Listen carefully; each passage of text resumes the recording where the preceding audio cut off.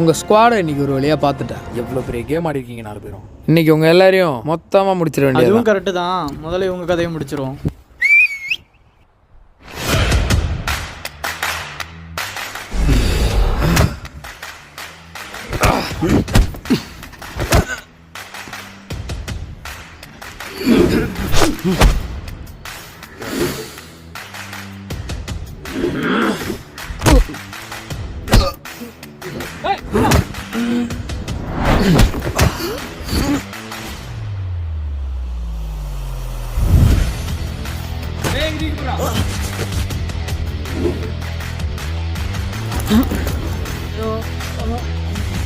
அந்த பணம் போய் முக்கியம்.